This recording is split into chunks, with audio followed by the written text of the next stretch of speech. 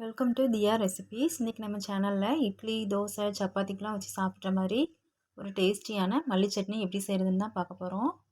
நம்ம சேனலை இப்போ தான் பார்க்குறீங்கன்னா மறக்காமல் சப்ஸ்கிரைப் பண்ணிக்கோங்க.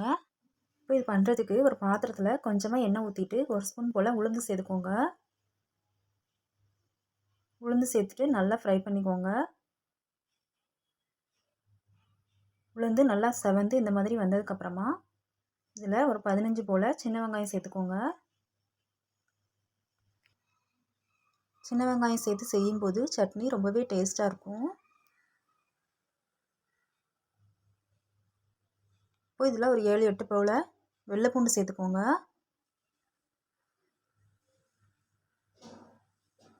வெள்ளை பூண்டு சேர்த்துட்டு கொஞ்சம் நல்லா வதக்கி விட்டுக்கோங்க. இப்போ இதில் கொஞ்சமாக தேங்காய் சேர்த்துக்கோங்க, அதிகமாக சேர்த்துட வேண்டாம். தேங்காய் அதிகமாக சேர்த்துட்டிங்கன்னா கலர் வந்து சேஞ்ச் ஆயிரும். இப்போ உங்கள் காரத்துக்கு ஏற்ற மாதிரி பச்சை மிளகாய் சேர்த்துக்கோங்க.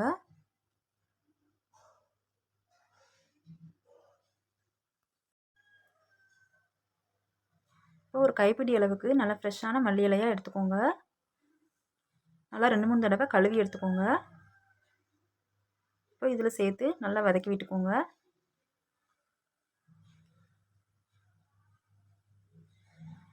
ரொம்ப அதிகமாக வதக்கிடக்கூடாது, இல்லாட்டி கொத்தமல்லியோட கலரும் சேஞ்ச் ஆயிரும், வாசனையும் போயிடும்.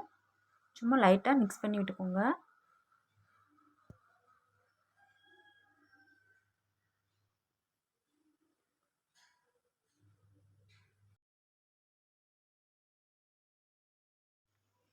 இப்போ கொஞ்சமாக புளி சேர்த்துக்கோங்க. கடைசியாக இந்த சட்னிக்கு தேவையான உப்பு சேர்த்துட்டு மிக்ஸ் பண்ணி விட்டுட்டு அடுப்பை வந்து ஆஃப் பண்ணிடுங்க.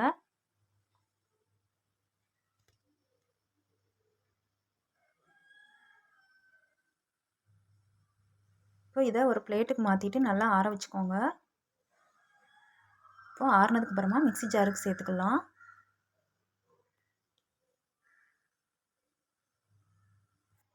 நான் வந்து ஒரே ஒரு பச்சை மிளகாய் மட்டும் எடுத்து வச்சுக்கிட்டேன்.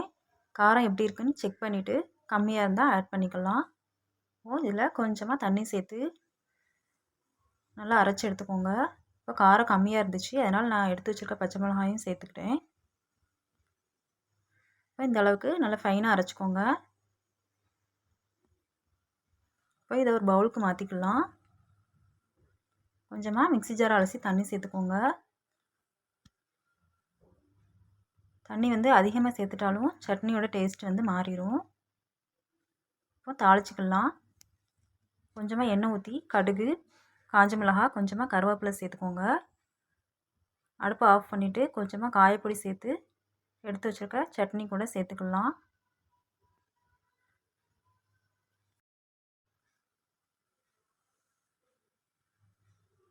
இப்போ நல்லா மிக்ஸ் பண்ணி விட்டுக்கோங்க.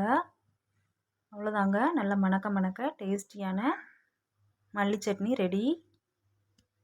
கண்டிப்பாக இதே மாதிரி செஞ்சு பாருங்கள். செஞ்சு பார்த்துட்டு எப்படி இருந்துச்சுன்னு கமெண்டில் சொல்லுங்கள்.